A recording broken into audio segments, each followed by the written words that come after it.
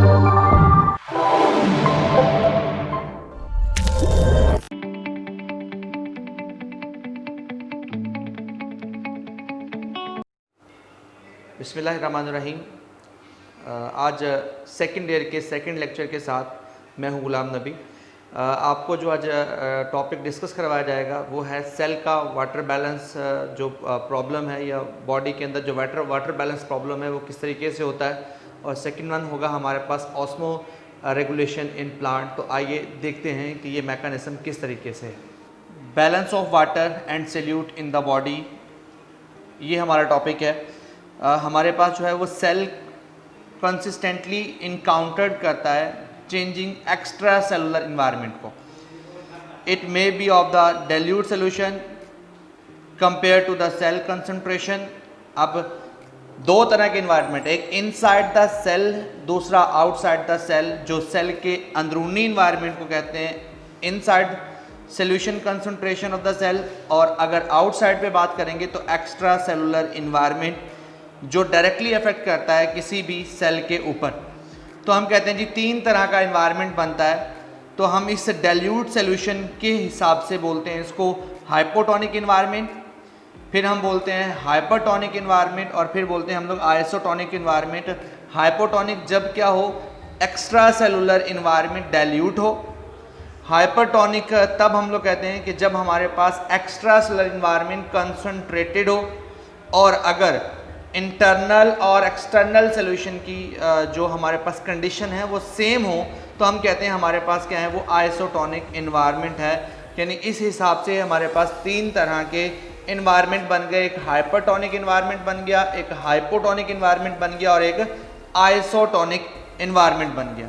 अब देखना ये है कि किस तरह से अफेक्ट करते हैं किसी भी सेल की लाइफ में, किसी भी सेल पर इफेक्ट ऑफ एक्स्ट्रा सेल्यूट, जो हमारे पास extra solute concentration on cell किस तरीके से है। The hypotonic environment osmotically causes entry of water, क्योंकि solute concentration outside the cell ज़्यादा होती है तो हमेशा लो सेल्यूट कंसंट्रेशन से हाई सेल्यूट कंसंट्रेशन की तरफ हमारे पास क्या होता है, मटेरियल की मूवमेंट होती है। तो क्या होता है, डाइल्यूट सॉल्यूशन मूव कर जाता है इनसाइड द सेल। अब हम कहते हैं जी उसकी वजह से क्या होता है, the cell also become turgid, तनाव का शिकार होता है, और इससे क्या हो सकता है, सेल फट भी सकता है। डायग्राम में मैंने एनिमल सेल भी दिखाया और प्लांट सेल भी दिखाया। एनिमल सेल जो कि मेम्ब्रेन वाला होता है, प्लांट सेल की सेल वॉल होती है इसलिए वो बच जाता है। अदरवाइज हाइपोटोनिक इन्वायरमेंट में क्या होता है, सेल के अंदर हमारे पास जो बाहर का हाइपोटोनिक सोल्यूशन होता है विंटर हो जाता है। दूसरा हमारे पास है हाइपोटोनिक इन्वायरमेंट, उसमें क्या होता है जो रेंडर्ड सेल सोल्यूशन होता है वो कंसंट्रेटेड होता है। अब कंसंट्रेटेड सोल्यूशन बाहर की तरफ है, अंदर का सोल्यूट कंसंट्रेशन लो है, तो क्या होता है सेल के अंदर का सोल्यूशन क्या होता है बाहर की तरफ मूवमेंट कर जाता है, जिससे क्या होता है साइटोप्लाज्म उसका सेल का जो होता है वो सिकुड़ता है, ऐसे श्रिंकिंग ऑफ सेल हो जाती है। इसको प्लाज्मोलाइसिस का नाम भी देते हैं। अब अगर कंसंट्रेशन आउटसाइड द सेल और इनसाइड द सेल यानी आइसोटोनिक इन्वायरमेंट होगा सेल के बाहर, तो जितना मटेरियल बाहर से अंदर आएगा उतना ही अंदर से फिर दोबारा क्या होगा, हमारे पास क्या होगा, वो बाहर होगा। हम कहते हैं ये सिचुएशन जो आइसोटोनिक इन्वायरमेंट होता है हमेशा प्रिवेंट करता है ऑस्मो रेगुलेट करते हुए अपने आप को और बॉडी के अंदर सेल के अंदर वाटर और साल्ट बैलेंस को हमेशा से मेंटेन करता है, दोनों में, प्लांट सेल में भी और एनिमल सेल में भी। फिर हम लोग कहते हैं जी नेक्स्ट जो टॉपिक था हमारा वो है osmo regulation in plant.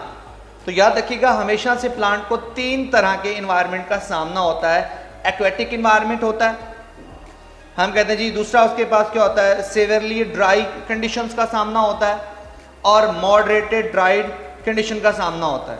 Terrestrial nature में दो तरह की, एक जिसमें पानी कभी बहुत ज़्यादा होता है कभी बहुत कम होता है, इसे कहा जाता है मॉडरेटेड ड्राई टेरेस्ट्रियल इन्वायरमेंट। जब हम बात करें सेवियरली बहुत शिद्दत के साथ अगर ड्राई कंडीशन आएगी तो हम कहते हैं कि तीसरी तरह का नेचर है। अगर एक्वेटिक इन्वायरमेंट में प्लांट है तो हम कहते हैं वो हाइड्रोफाइट्स हैं, अगर मॉडरेटेड ड्राई टेरेस्ट्रियल इन्वायरमेंट में है तो मेसोफाइट्स हैं, और अगर उन्हें सेवियरली ड्राई कंडीशन का सामना है तो हम कहते हैं वो ज़ेरोफाइट्स हैं। अब कौन कौन से प्लांट होते हैं और किस तरह के अडाप्टेशन होते हैं, सबसे पहले हम लोग देख लेते हैं हाइड्रोफाइट से मुतल्लिक।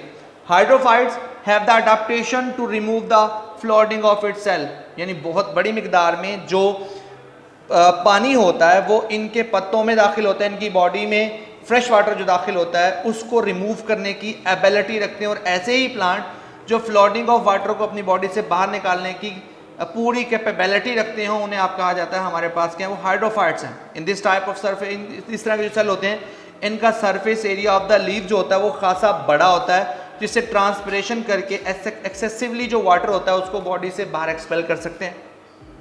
इनके पास स्टोमेटा एक्सटेंसिवली बहुत ज़्यादा होते हैं और दोनों सरफेस पर, पत्ते की ऊपर की सरफेस पर भी होते हैं और लोअर सरफेस पर भी होते हैं, दोनों जगह पर होते हैं, जिससे क्या होता है लॉस ऑफ वाटर को प्रमोट किया जाता है और ज़्यादा लॉस ऑफ वाटर किया जाता है। ल्यूटस और हाइड्रेला इस हाइड्रोफाइट प्लांट की एग्जाम्पल है। सेकेंड कैटेगरी है हमारे पास ऑस्मो रेगुलेशन इन प्लांट में जो स्ट्रेटेजी है वो है मेसोफाइट्स। ऑस्मोटिक एडजस्टमेंट है हमारे पास। मेसोफाइट हैव मॉडरेटेड वाटर अवेलेबिलिटी, यानी कभी पानी ज़्यादा मिल जाता है कभी पानी कम मिल जाता है, तो वो उन दोनों कंडीशन में अपने आप को सेट कर लेता है। Insufficient supply of stomata are kept open promote loss of excess water. क्या होता है कि जब पानी बहुत ज़्यादा अवेलेबल होता है तो ये पौधे क्या करते हैं, अपने पत्तों के स्टोमेटा को क्लोज रखते हैं और ओपन भी करते हैं ज़रूरत के मुताबिक, ताकि ना तो ज़्यादा पानी ज़ाय हो और ना ही हम लोग बिल्कुल उसको ड्राई कंडीशन में एडजस्ट कर सकें। तो हमेशा क्या करते हैं, स्टोमेटा ज़रूरत के मुताबिक ओपन भी करते हैं मेसोफाइट्स, और ज़रूरत के मुताबिक क्लोज कर सकते हैं, मॉडरेटेड इसलिए इसको कहा जाता है। जब रिस्ट्रिक्टेड सप्लाई ऑफ वाटर हो उस वक्त में क्या होता है, ये अपने अंदर क्या करते हैं, स्टोमेटा को क्लोज करते हैं ताकि लॉस ऑफ वाटर से प्रिवेंट किया जा सके। इसकी जो कॉमन एग्जांपल है यानी मेसोफाइट्स की, वो बरासिका का पौधा है, रोज़ मैंगो प्लांट है जो नॉर्मली हम लोग अपने इलाकों में देखते हैं, इन सब को हम लोग कहते हैं हमारे पास क्या, ये मेसोफाइट्स हैं।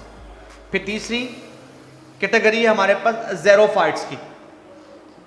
ये हमारे पास क्या होते हैं, इनकी जो बॉडी स्ट्रक्चर होती है वो इसलिए होती है कि वो ट्रांसपिरेशन के प्रोसेस को रिड्यूस करते हैं, have the adaptation for reduce the rate of transpiration. तो इस प्रोसेस को रोकने के लिए क्या होता है, सबसे पहली कैटेगरी, पहली करैक्टर जो इनके अंदर होती है, ज़ेरोफाइट्स पोजेस स्मॉल, छोटे थिक मोटे लीफ टू लिमिट करने के लिए किसको, वाटर लॉस को, by reducing the surface area proportional to volume. यानी एक तो पत्ते भी छोटे होते हैं, दूसरा मोटे भी होते हैं, जिसकी वजह से क्या होता है, छोटे पत्ते होने की वजह से कम ट्रांसपिरेशन होती है और कम पानी बॉडी से ज़ाय होता है। दूसरी एंट्री देयर क्यूटिकलिस थिक, हमारे पास क्या होती है, इनके ऊपर एक बारीक वैक्सी लेयर होती है, वैक्सी लेदर लेयर होती है जो इनको क्या करती है, प्रिवेंट करती है किससे, किसी भी किस्म के वाटर लॉस से। स्टोमेटा होते ज़रूर हैं पर लोअर सरफेस में, और होते भी कहाँ हैं, डिप्रेशन में नीचे गहरे, ताकि कम से कम पानी को ज़ाय करें। अब याद रखिएगा इसकी कॉमन एग्जांपल में हमारे पास है ओपेंटिया और कैक्टस। कैक्टस के बारे में है कि जब ड्रायर सीजन होता है, सहराओं में होता है नॉर्मली ये, तो हमारे पास ड्रायर सीजन होता है तो वो क्या करता है, अपनी लीफ को झाड़ देता है, शेड देयर लीव्स। किस काम के लिए, टू रिस्ट्रिक्ट ट्रांसपिरेशन कंप्लीटली, कि भाई बिल्कुल ही ट्रांसपिरेशन ना हो। द स्टेम, उस वक्त जो होती हैं स्टेम क्या करती हैं, उनकी फोटोसिंथेटिक ऑर्गन के तौर पर काम करती हैं, लेकिन जैसे ही दोबारा रेनी सीजन आता है तो स्टेम क्या करती है, स्टोर कर लेती है वाटर, किसके लिए, फॉर यूज ड्राई कंडीशन। जब दोबारा कभी ड्राई कंडीशन आएगी तो उनके स्टेम बॉडी के अंदर क्या होता है, वो उसको अपने अंदर क्या कर लेते हैं, स्टोर कर लेती हैं। फिर जब ड्राई कंडीशन आती है तो उसी पानी को इस्तेमाल करके वो अपनी ग्रोथ एंड डेवलपमेंट के प्रोसेस को चलाते हैं। ज़ेरोफाइट्स की कॉमन एग्जांपल बता चुका हूँ, ओपेंटिया और कैक्टस हैं।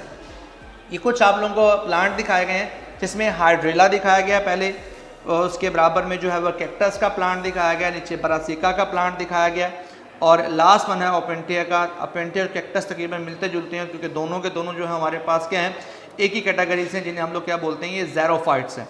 बरासिका जो आपको पहले मैं बता चुका हूँ ये हमारे पास मेसोफाइट की कैटेगरी से है, और हाइड्रेला जो है क्योंकि पानी बहुत वाफर मिकदार में होता है तो इसको हम लोग लेते जाएँ हाइड्रोफाइट्स की कैटेगरी में। तो स्टूडेंट्स आज आपने सीखा है कि किस तरीके से क्या है, एक सेल जो है वो अपने अंदर बैलेंस को बराबर करता है, ऑस्मोटिक एडजस्टमेंट के मुताबिक प्लांट किस तरह से एडजस्ट करते हैं। 3 तरह के एनवायरनमेंट का सामना होता है, तो उसमें सबसे पहला जो होता है वो हाइपरटोनिक, हाइपरटोनिक और आइसोटोनिक इन्वायरमेंट का। इन्हीं इन्वायरमेंट का सामना करते हुए जो प्लांट की हमारे पास ऑस्मो रेगुलेशन है वो 3 तरह से होती है, हाइड्रोफाइट, मेसोफाइट और ज़ेरोफाइट। नेक्स्ट एनिमल्स के अंदर ऑस्मो रेगुलेशन किस तरीके से होती है, मिलते हैं नेक्स्ट लेक्चर में। बहुत शुक्रिया।